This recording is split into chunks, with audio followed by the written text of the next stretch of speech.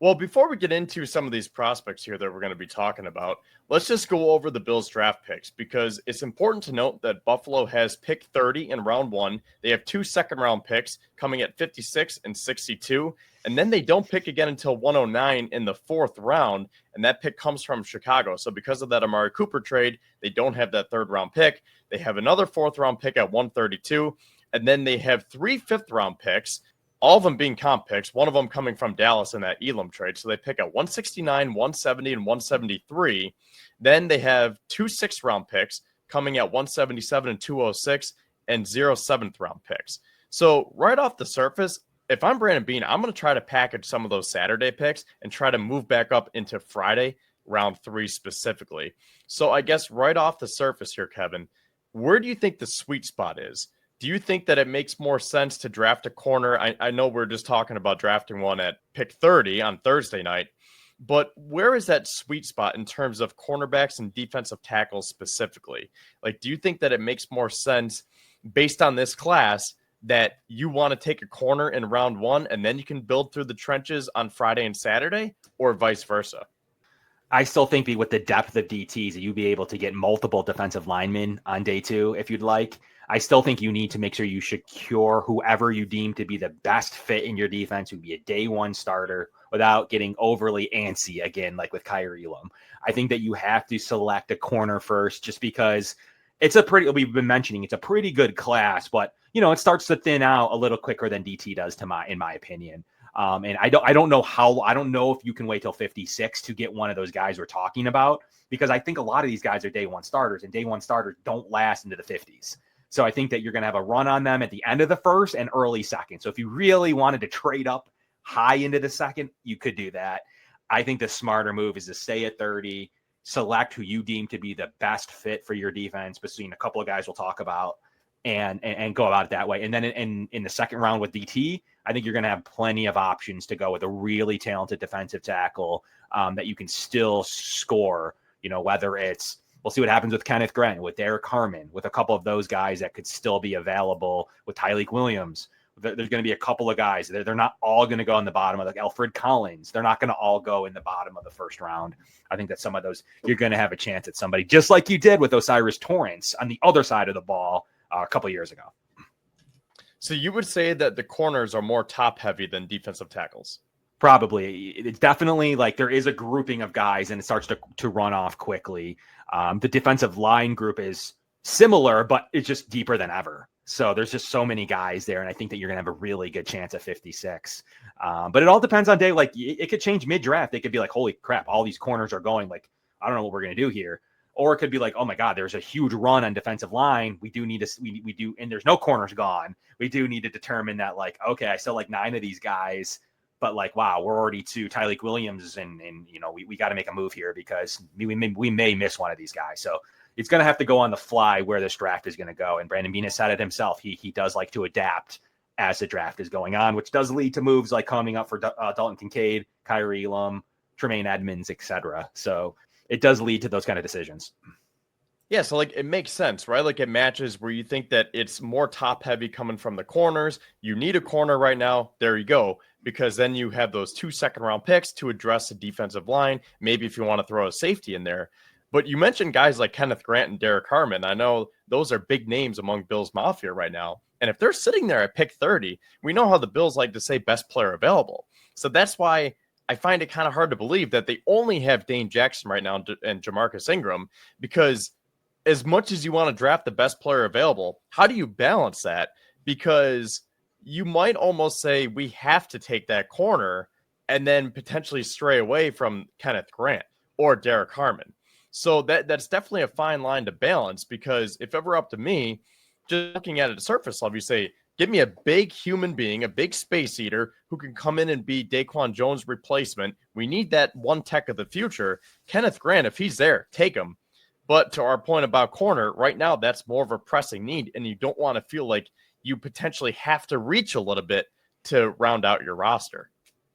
Yeah, I mean, that's the tricky part is you even hear guys like James Pierce Jr., like maybe he falls, or a Mike Green or a Nick Scorton, like Jack Sawyer, like will they go D-end even? Like there's a couple of really powerful defensive ends that could be really huge for your roster, especially if you really want a replacement for Michael Hoyt early on in the year and you're not really sure about Epinesa. You could convince yourself that way, but I do think defensive end is a position that they'll wait on with Javon Solomon and with Hoyt coming back in 6 weeks.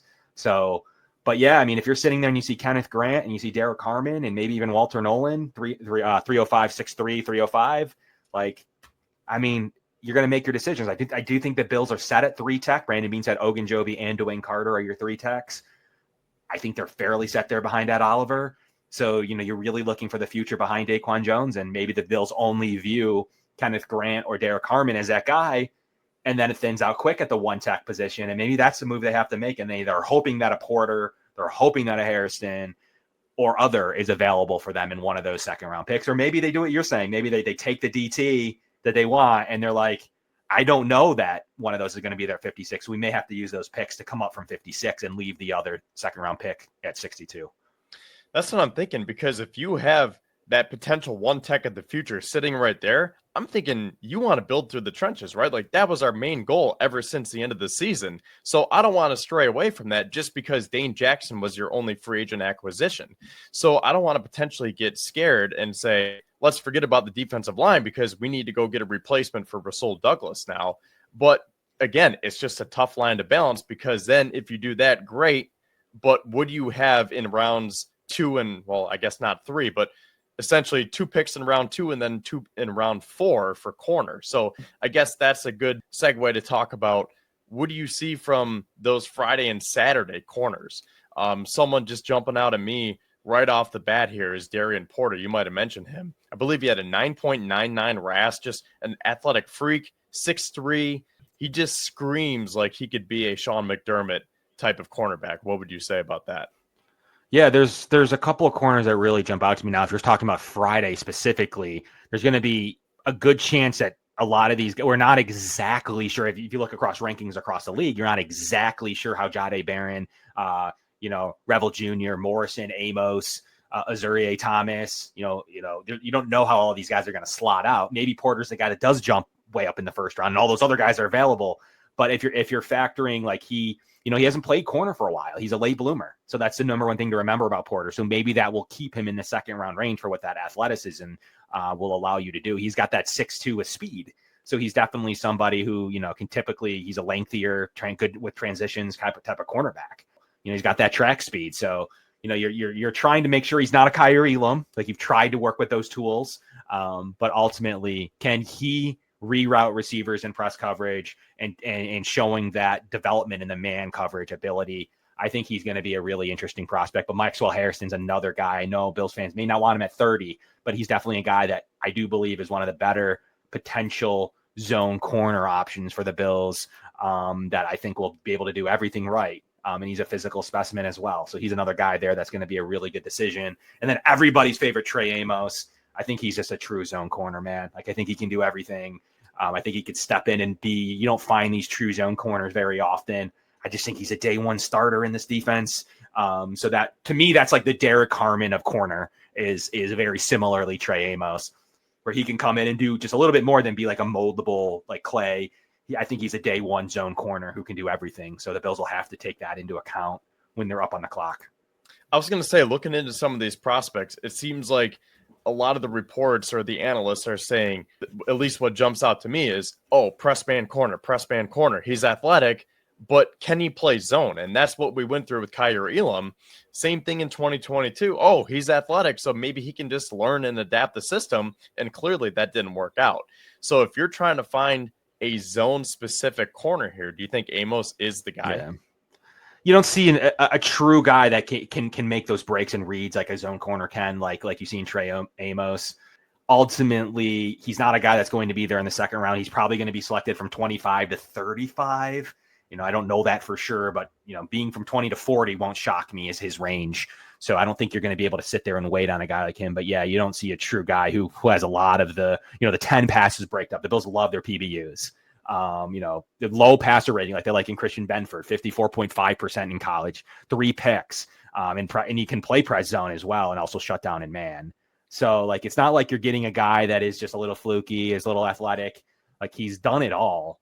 And he's definitely a guy that I think the Bills would really, really like. He's scheme versatile, and that's what the Bills are going to right now. And I think it's very rare to have a guy that kind of checks those boxes and has that athletic profile that he has. And his IQ is what jumps out to me, man. Ultimately, the IQ and instincts are drastic on tape. So that's what you're looking for in a Sean McDermott defense. Trey Amos is a day one starter. Do you pass on a day one corner? Think about this. You can entrench Trey Amos with Christian Benford for 5 years apiece. I think that's very valuable for the Bills to have your 1 and your 2 locked up with, obviously, Taron Johnson. That's what the Bills are looking for. You can do that in this draft. Don't overthink it. I think Trey Amos is a really good pick at 30. I mean, I would agree with that, but again, I just keep coming back to defensive tackle. But to the points that you were making, it seems like you can find more depth on Friday and Saturday. Now, I do want to ask you about safety because I don't want to completely forget about this position either. And I know that a lot of people have been talking about either A, Malachi Starks, or B, Nick Emanwari, the huge safety from South Carolina, 6'3", 220. Malachi Starks weighing in at 197 with his 6'1" frame. So Starks will probably be drafted maybe like top 20, would you say?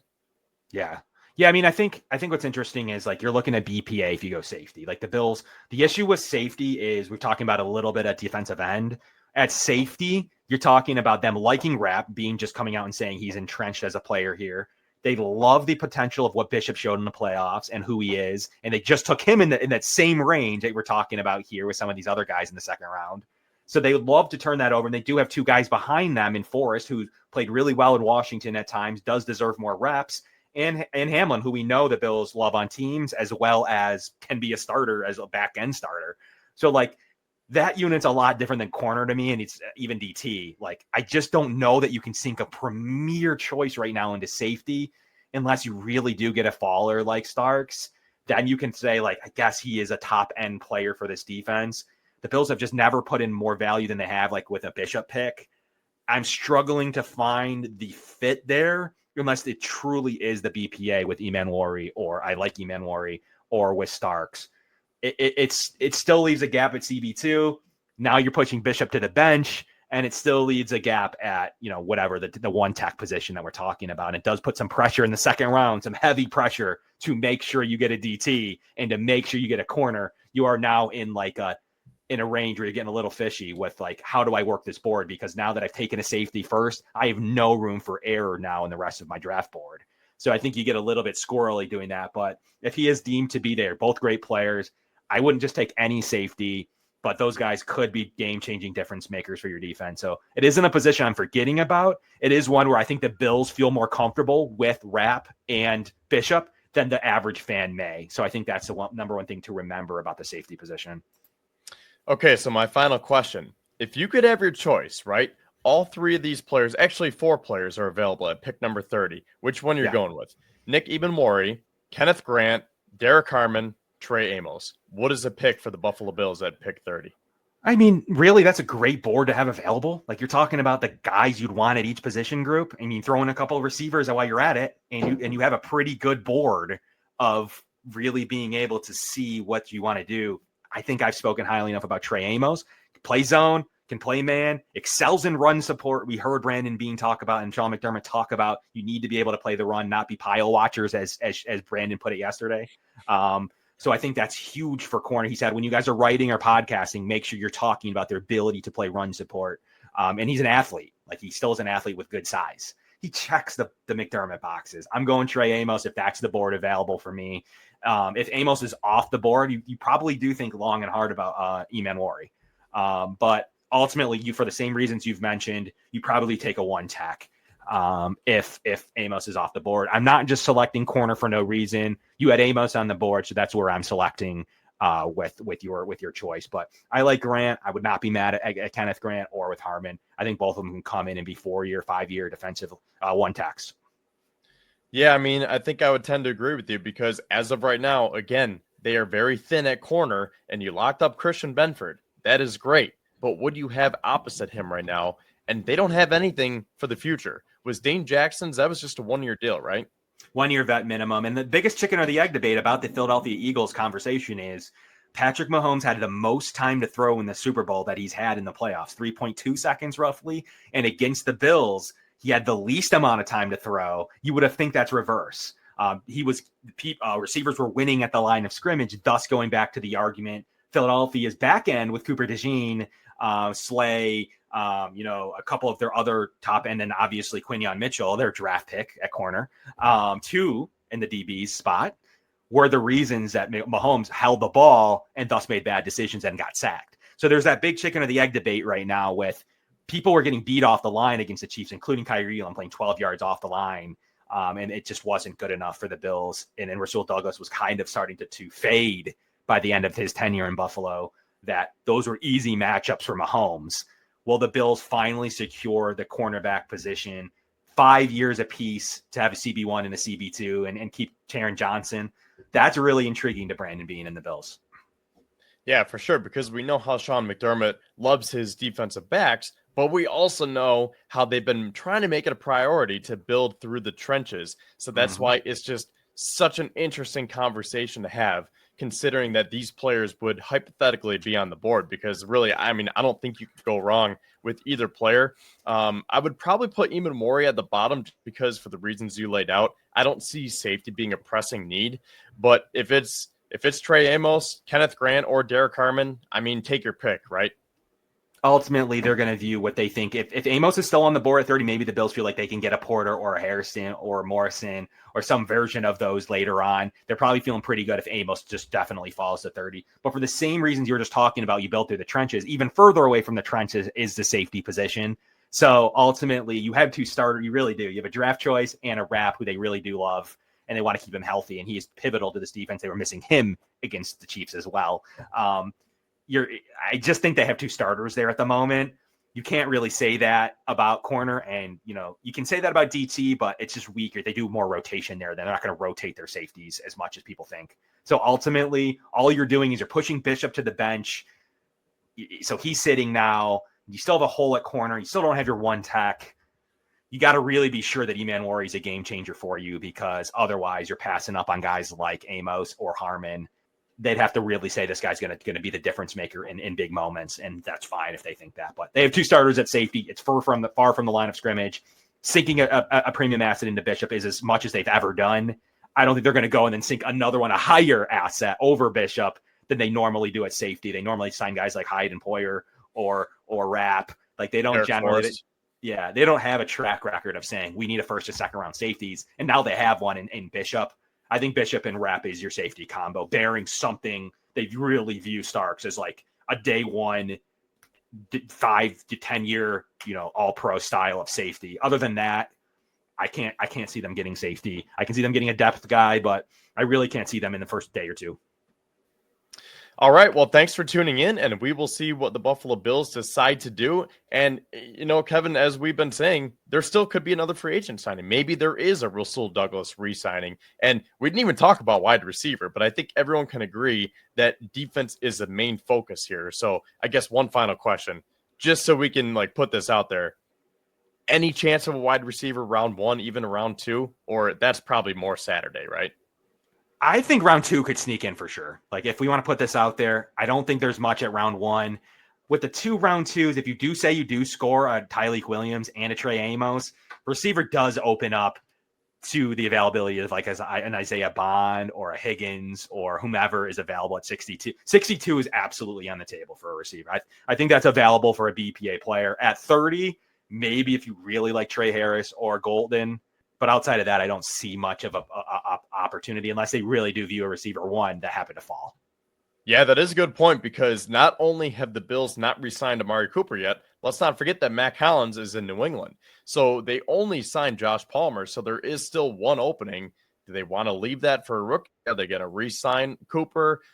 So to your point, I mean, they really could say, hey, those are some big shoes to fill for Amari Cooper, because I don't know, is Josh Palmer the Cooper replacement? Is he more of a Mac Hollins replacement? Is he more in the middle? So they might say, we really do need to touch this position up, and maybe 62 comes into play.